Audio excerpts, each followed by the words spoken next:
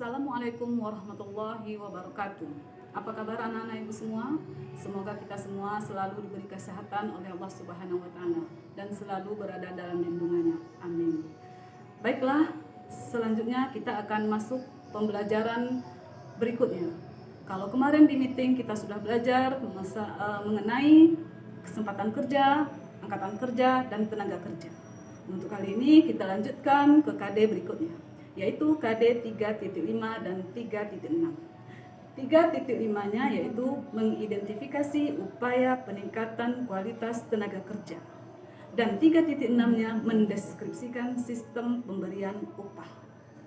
Baik, sebelum kita lanjut mengenai sejenis upah dan lainnya, kita tahu dulu apa itu arti dari upah. Oke, upah adalah hak pekerja atau buruh yang diterima dan dinyatakan dalam bentuk uang sebagai imbalan dari pengusaha atau pemberi kerja kepada pekerja atau buruh yang ditetapkan atau dibayarkan menurut suatu perjanjian kerja dan kesepakatan atau peraturan perundang-undangan. Kemudian kita lanjut lagi, yaitu bagaimana atau upaya apa untuk meningkatkan kualitas tenaga kerja.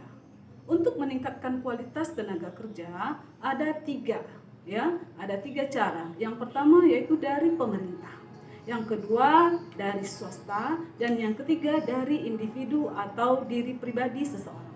Kita bahas satu persatu. Yang dilakukan pemerintah untuk meningkatkan kualitas tenaga kerja, yaitu misalnya meningkatkan kualitas lulusan sekolah kejuruan seperti SMK, ya. Kemudian yang kedua mengadakan program transmigrasi, dan yang ketiga seperti mendirikan balai latihan kerja atau BLK. Oke. Yang kedua yaitu dari swasta. Dari swasta biasanya itu perusahaan itu melakukan melakukan pelatihan dasar-dasar manajemen dan memberikan beasiswa bagi karyawan untuk melanjutkan pendidikan. Dan yang terakhir dari individu itu sendiri.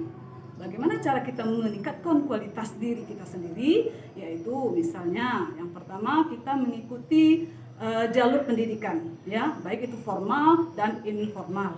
Kemudian kita juga menjaga kesehatan dengan cara makan makanan yang bergizi. Oke. Setelah itu kita akan lanjut, yaitu mengenai sistem upah yang berlaku di Indonesia. Ya, sistem upah yang berlaku di Indonesia. Ada 5 sistem upah yang berlaku di Indonesia. Yang pertama, upah menurut waktu.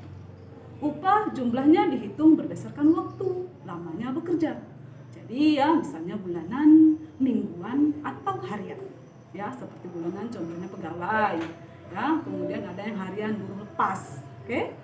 Berikutnya kita lanjut, yaitu upah menurut hasil atau upah menurut satuan. Cara pembayaran upah berdasarkan jumlah hasil produksi yang dilakukan oleh pekerja dalam waktu tertentu, ya.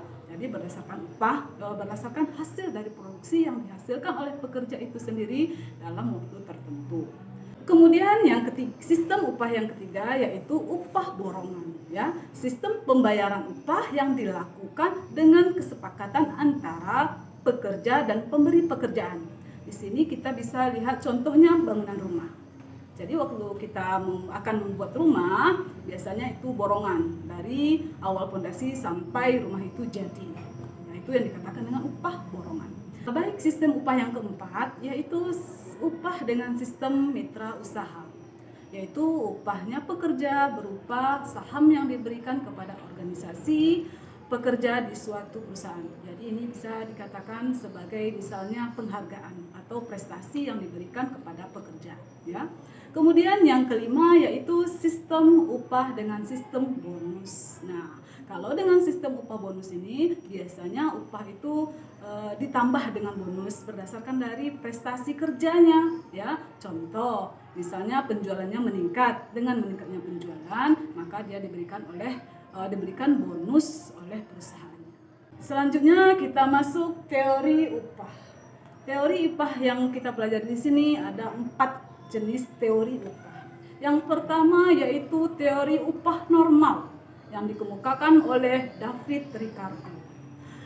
Di dalam upah normal ini, upah ditetapkan dengan berpedoman kepada biaya-biaya yang diperlukan untuk kehidupan, ya, untuk kehidupan. Berapa kira-kira biaya yang dibutuhkan dalam kehidupan sehari-hari, maka dibayarkan upah sebesar biaya tersebut, ya.